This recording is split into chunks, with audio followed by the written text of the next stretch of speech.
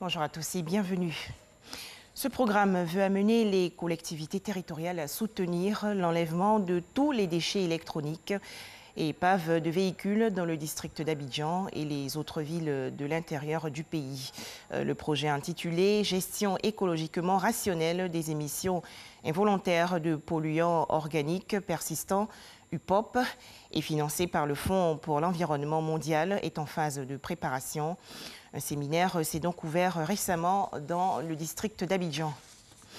Autre actualité, les députés ivoiriens membres du réseau des parlementaires pour la lutte contre le tabagisme ont rencontré récemment le ministre de la Santé et de l'Hygiène publique, Aka Awele. Objectif, apporter leur soutien au gouvernement dans sa lutte contre le tabagisme. À noter que la Côte d'Ivoire enregistre environ 3 millions de fumeurs contre 1 milliard dans le monde. Santé toujours, l'État ivoirien en guerre contre les cliniques exerçant dans la clandestinité. Le ministre de la Santé et de l'Hygiène publique, Aka Awele, a effectué récemment une visite inopinée dans les quartiers de la ville d'Abidjan. Objectif, la fermeture de ces établissements sanitaires illégaux. Cette action vise également à lutter contre la mauvaise qualité de prestations offertes aux populations dans ces cliniques clandestines. Le point avec Godefroy Okambawa. Nous sommes à Koumassi, dans l'une des nombreuses cliniques clandestines que compte le district d'Abidjan. Les agents qui y travaillent ne s'attendent pas à ce qui est sur le point de leur tomber dessus. Le ministre de la Santé et de l'Hygiène publique est en pleine visite, inopinée. Infirmière qui n'est pas là et qui, je dois le dire... Une visite qui lui permet de constater les conditions dans lesquelles les patients reçoivent les soins. C'est malheureux. Quand vous avez fait ce constat, vous comprenez que finalement, ce n'est pas des centres de soins, c'est plutôt des mouroirs. Dans ce pays, trop d'Ivoiriens meurent pour rien. Beaucoup de morts évitables, malheureusement, deviennent pratiquement une fatalité.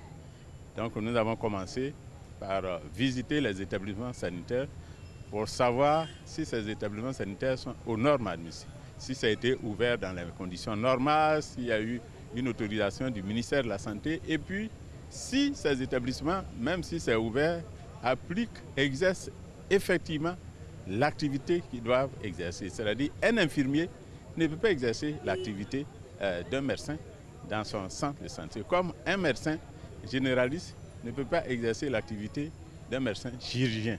Les responsables de la clinique n'étant pas présents, la fermeture des lieux est immédiate. Autre décor, ce centre de soins médicaux qui propose des prestations dédiées aux cliniques. Il faut que de plus en plus, les Ivoiriens fassent très attention lorsqu'ils vont dans un établissement pour des soins. Quand vous voyez un établissement comme celui-là, vous-même vous devez vous rendre compte que cet établissement ne respecte pas les normes. Voyez-vous, donc vous êtes en danger. Les établissements publics même, nous sommes en train de les mettre aux normes pour qu'ils offrent des soins de santé de qualité. Mais comme les établissements privés également doivent être associés, il faut que ces établissements soient également aux normes. Cette série de visites s'inscrit dans le cadre de la mise en œuvre de la couverture maladie universelle. Il s'agit pour le ministre Aka Awele d'inviter les acteurs du système sanitaire à respecter les normes en matière de prise en charge et de soins de qualité en Côte d'Ivoire.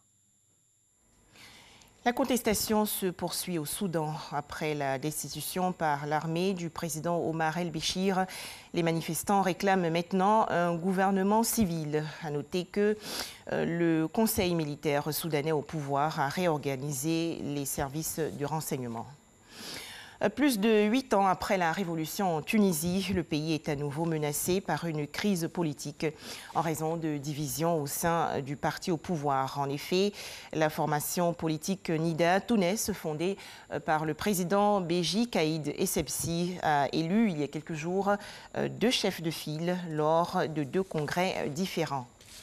Pour terminer, la France, où le président Emmanuel Macron va annoncer ce soir, lors d'une allocution, les chantiers d'action prioritaires.